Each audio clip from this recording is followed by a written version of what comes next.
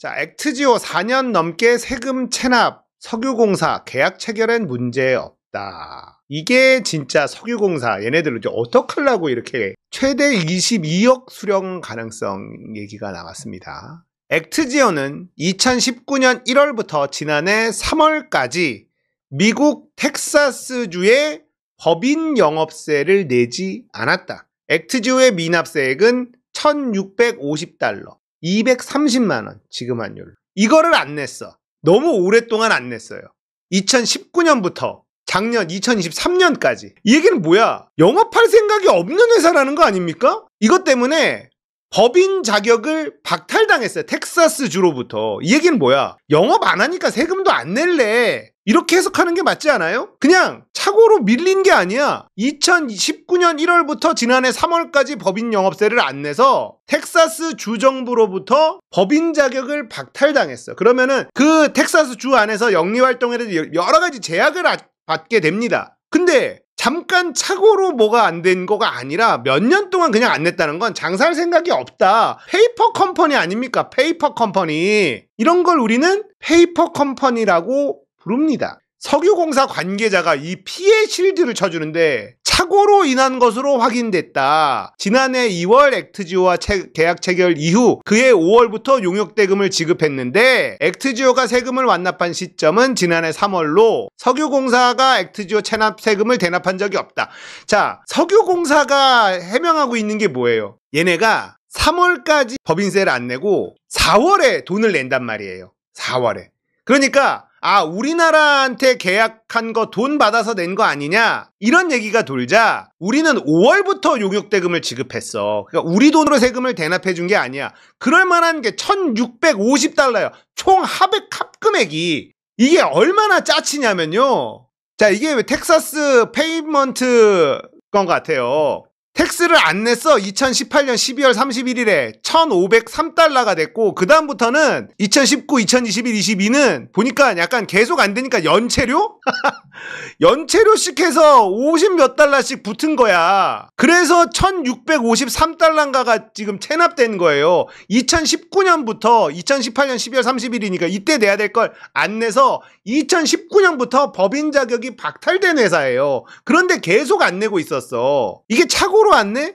그러면서 이제 뭐라고 얘기하냐면 회사 규모가 좀 커지면서 외부에다가 회계를 맡겼더니 착오가 생겼다. 2019년부터 해명을 하는데 제대로 알아보고 해명하는 것도 아니에요. 석유공사가. 그리고 조그만 회사일 때 착오여서 안 낼 수는 있지만 회사가 커지면 외부에 맡겼는데 이거를 착오를 한다고? 이것도 말이 안 되고 2019년에 체납을 하고 그 다음부터는 약간 연체 가산금 같은 것만 붙어 있는 거예요. 그러니까 2019년서부터 법인 자격 박탈, 텍사스 주 안에서의 영리활동 여러 가지 제약, 정확하게 텍사스 주법을 제가 잘 모르지만 이런 상황이라는 거 아닙니까? 이런 회사한테 계약을 한 거야. 수천억을 쓴해 만에 이 결정을 하는 계약을 한 겁니다. 이 회사 말을 믿고 추진한 거라는 겁니다. 그리고 이거는 파산 상태가 아니라 그냥 장사 안 하겠음, 장사할 생각이 없음 아닙니까?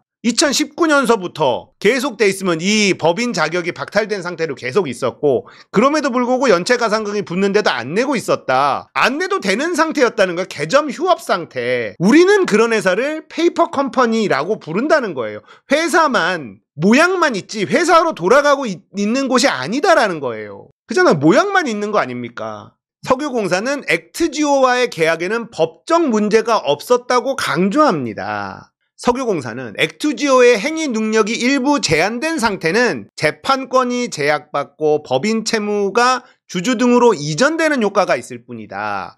텍사스 주법에 따라 행위 능력 일부가 제한된 상태에서도 계약 체결은 가능하다. 계약 체결은 가능할 수 있지. 텍사스 주법이 뭔진 대한민국 국민들 관심도 없고 잘 몰라. 최대 22억 원 용역비를 지급받았을 수 있다는 지적.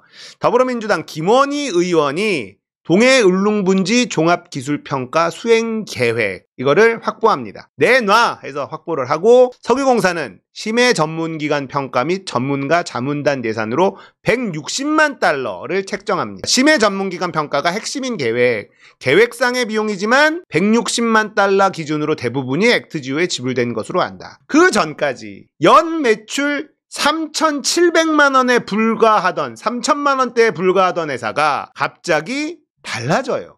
27,000달러, 27,700달러가 그동안의 연 매출이었는데 갑자기 작년 2023년 530만 불, 5.3 밀리언이 나옵니다. 5.3 밀리언. 말도 안 되게 뻥튀기가 되죠.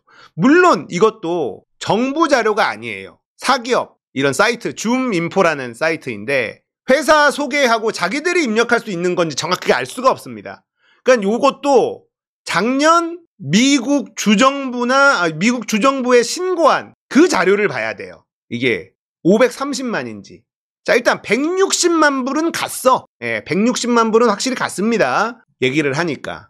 자, 액트지오의 이 아브레오는 뭐 하는 사람이냐. 지질 관련 교육하는 사람이에요. 학생들 불러다 놓고 가르치고 이런 박람회 같은 거 열어서 홍보 활동하고 이런 거 하는 사람이에요. 그리고 액트지오에 미국 내에 등록돼 있는 것도 교육이 주 사업입니다. 석유 시추 컨설팅 조사 이런 게 주 사업에 들어가 있질 않아요. 교육하는 사람이 나쁜 사람은 아니죠. 문제는 이 사람이 진짜 그 전문가냐 이거예요. 호주의 세계적인 기업이 했었던 그 결과를 뒤로 미루고 이 사람 말을 들어야 할 만큼 신뢰할 수 있는 사람이냐라는 게 우리의 관심사 아닙니까? 우드사이드라는 엄청 오래된 직원 수 약 5,000명 가까이 되는 매출 규모 20조가 넘는 이런 회사가 조강권 50% 여기 파서 나오는 거 절반은 우리 거예요 하고 계약을 맺고 15년간 탐사를 했어요. 하다가 두 번째 10년 동안 더 하기로 했는데 중간에 이거 안 나온다라고 철수를 합니다. 계약을 끊고. 그동안에는 자기 돈도 태워서 지금 여기를 조사를 한 거예요. 자기 돈도 우드사이드 돈 태워가면서 한 거야.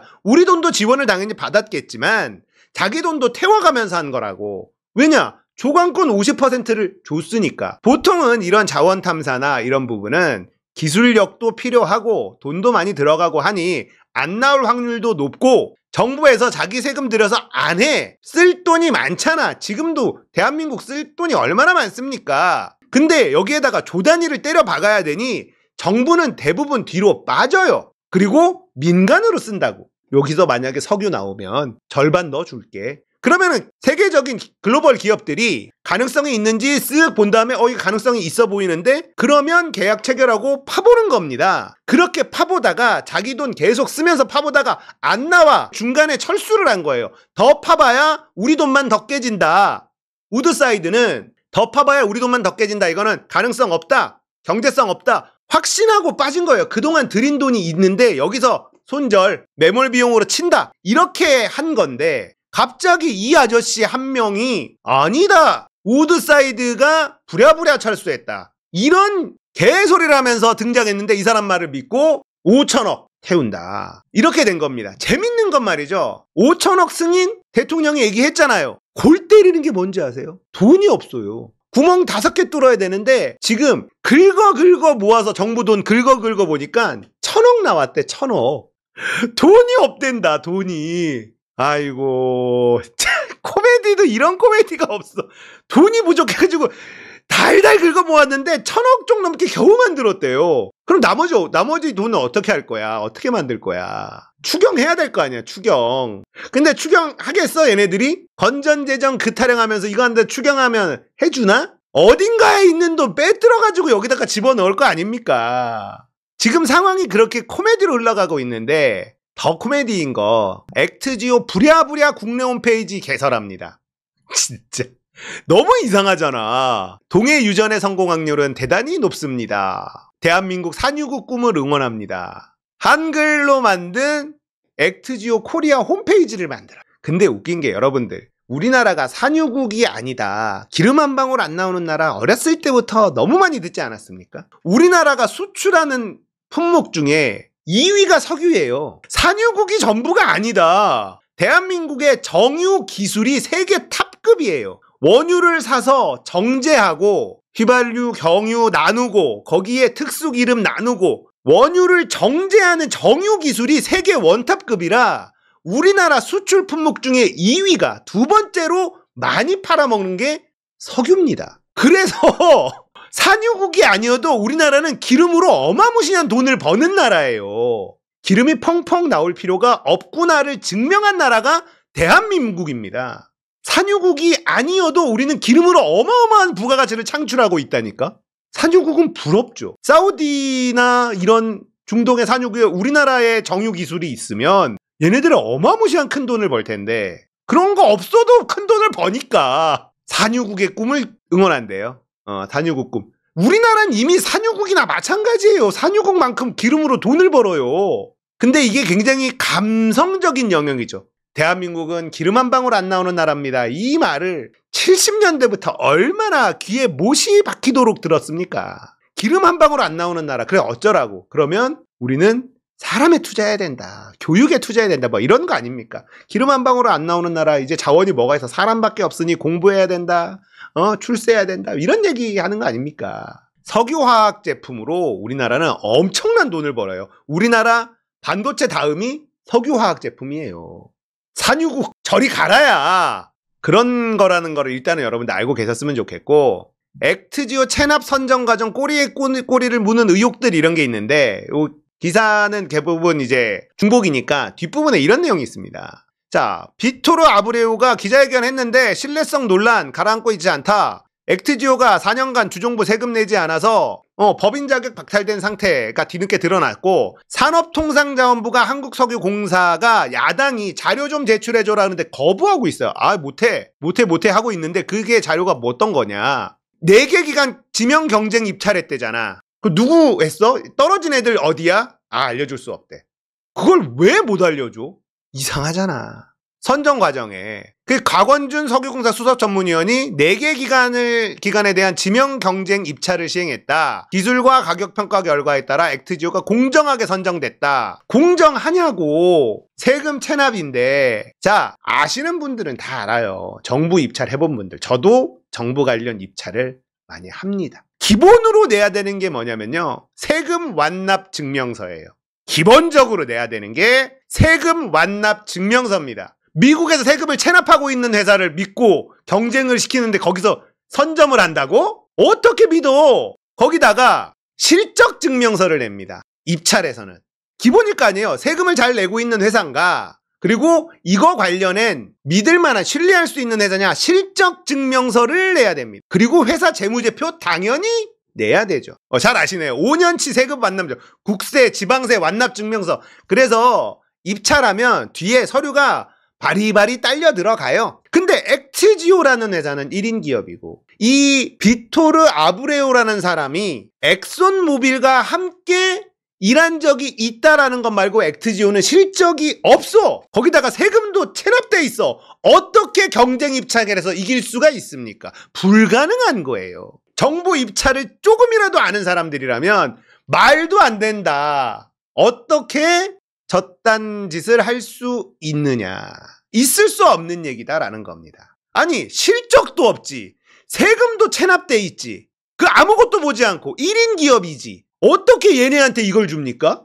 말도 안 돼요. 말도 안 되는 일이 벌어진 겁니다. 그런데 지금 산자부랑 얘네들이 지금 석유공사는 공사예요. 공무원이 아니야. 그냥 회사원이야. 뭐 공기업이죠. 예. 석유공사 이런 사람들이 막 이렇게 얘기하는 거는 상관없는데 공무원들 산자부에서도 해명을 하고 난리도 아닙니다. 유승훈 서울과기대 미래에너지융합학과 교수가 세계 어느 나라도 물리탐사 자료를 갖고 대통령이 발표하는 나라는 없어요. 가능성이 확인된 게 곧 자원이 있다는 것을 의미하는 것도 아니고 시추를 한 번 해서 성공한다는 보장도 없고 대통령이 안 한다니까. 그래서 저는 윤석열이 판을 다 엎었다라고 주장하는 겁니다. 대통령은 몰랐어. 저의 시나리오를 다시 한번 설명드립니다. 우드사이드가 가능성 없다라고 철수를 해요. 철수를 하면 철수를 한 거잖아. 근데 석유공사가요. 우드사이드하고 계약을 이제 깨면서 조강권도 다 줘. 이거 갖고 옵니다. 그것도 약간 좀 이상했어요. 굳이 안 하겠다고 하면 안 하는 건데 그럼 우리도 포기하는 게 맞잖아. 근데 니들이 이때까지 했었던 자료 다 내놔. 그리고 50% 갖고 있던 지분도 다 우리한테 다시 돌려줘. 그거를 사인을 꼭 받아요. 여기서부터 이들은 작업 들어갔다라고 추측합니다. 그걸 다 굳이 받은 다음에 우드사이드가 나가고 나서 다음 달에 다시 작업을 들어가는 거예요. 자, 이들 입장에서 우드사이드가 빠졌네. 해먹을 절호의 찬스다. 왜냐? 대통령이 모질이 윤석열이야. 그러니까 여기에 기름 나온다고 얘기하고 이 작업을 해서 시추까지만 합시다. 시추 구멍 몇 개 뚫으면 몇 천억 떨어지잖아. 조단이 떨어지면 거기에서 뽀찌가 엄청 떨어져서 석유공사라든지 여기에 이해관계에 남아있던 사람들은 신났을 수도 있지 않았을까. 그런데 대통령을 설득을 해야 되잖아요. 모질이라도 설득을 해야 되잖아. 그래서 액트지오라는 세계적인 회사가 여기에 140억 배럴이 있다라고 합디다. 이거 5천억 정도 들어가니까 승인 좀 해주세요. 쓱 보고서를 넣는데 그러면 보통 같을 때는 관심도 없고 이런 그냥 모질이 대통령이어서 오케이 해줄 줄만 알았지. 그렇게 해서 우리끼리 헤쳐먹고 잔치를 펼칠 거라고 생각했는데 대통령이 갑자기 나온 거예요. 발표를 했어. 자, 이 대통령 발표에 뭐가 문제냐? 물리탐사 자료 갖고 대통령이 발표하는 나라가 없어요. 없습니다. 근데 했단 말이야. 그러니까 뒤에서 뭔가를 해 먹으려고 생각했던 사람도 놀랐죠. 이거 왜 대통령이 발표해? 이 사달이 벌어진 가장 큰 이유가 뭐냐면요. 액트지오라는 회사명을 윤석열이 거론하면서부터 출발하는 겁니다. 보통은 그냥 세계적인 탐사기업한테 의뢰를 맡긴 결과 이렇게 나왔다라고 했으면 민주당이나 이런 데서 막 난리쳐도 그냥 야 이거 나오면 좋은 거 아니야 이러면서 논란이 커지지 않았을 텐데 대통령이 액트지오라는 회사 이름을 거론을 해요. 그러면서 액트지오가 어디야? 찾아보니까 문제가 너무 많더라. 이렇게 해서 커진 겁니다, 일이. 그러니까 만약에 윤석열 대통령이 한통속이었으면 액트지오를 거론하지 않았겠지. 저는 그렇게 상상하는 바이다 이거예요. 밑에서 대통령을 설득시키려고 액트지오라는 세계적인 회사가 이렇게 하자고 합니다. 140억 배럴이나 여기가 있을 가능성이 있대요. 이거는 모질이 대통령을 설득해서 예산을 뜯어내려는 작전이었는데 지지율이 막 떨어질 건 윤석열 입장에서는 야 140억 배럴? 야 이거 내가 발표할래. 취임하고 첫 번째 브리핑이었습니다. 국정 브리핑을 처음 한 거예요. 너무 신났다라고 상상해 볼 수 있다 이겁니다. 거기다가 140억 배럴이면 국제 유가가 움직일 만큼의 매장량이에요. 알고 봤더니 브라질 자원이 넘실넘실거리는 브라질 총 매장량보다 140억 배럴이 더 많아요. 140억 배럴 위에 누구냐? 카타르입니다. 그러면 만약에 140억 배럴이 있으면 우리가 카타르 다음 산유국이 되는 거예요. 말이 됩니까?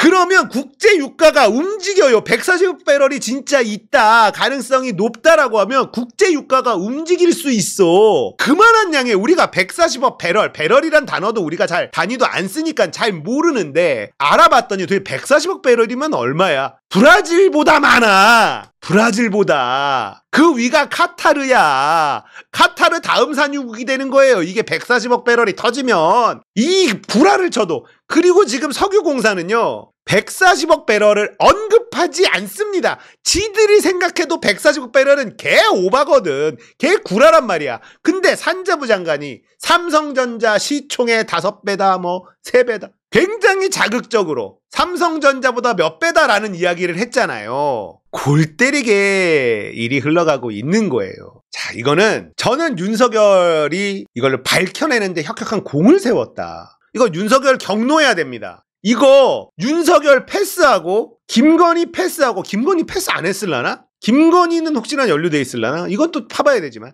윤석열은 패싱한 것 같아.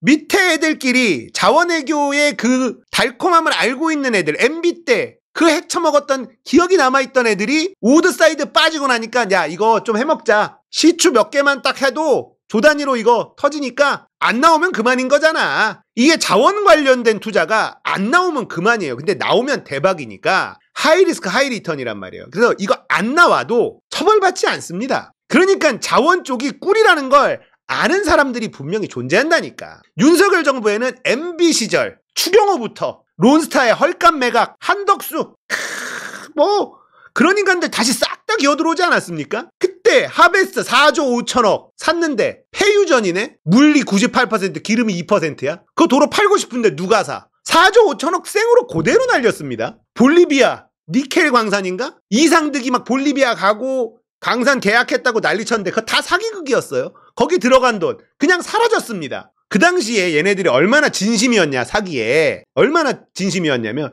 볼리비아 대통령을 불러요, 우리나라에. 그래서 막 언론에서 대대적으로 볼리비아 대통령하고 막 신빙성이 엄청 올라가지. 왜냐면 대통령이 내한을 해. 그리고 이상득이랑 또 만나. 사진도 찍고 언론에 막 나가. 와, 이랬었던 놈들이란 말이에요. 근데 그게 다 사기였어요.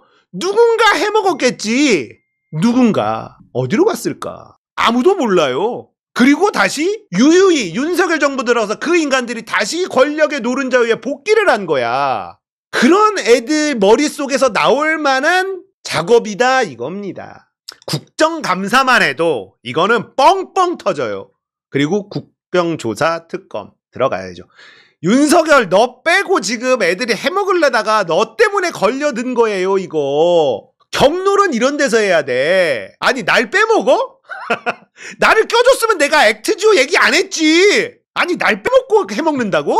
이거 경로해야 돼. 말도 안 되는 겁니다. 자, 이거 22대 국회 들어가면 국정감사에 무조건 올라올 수밖에 없고요. 아, 좋습니다. 자, 이러니까 민주당이 상임위원장 싹 다 먹는 거 의미가 크겠죠? 의미가 커요. 지켜봅시다.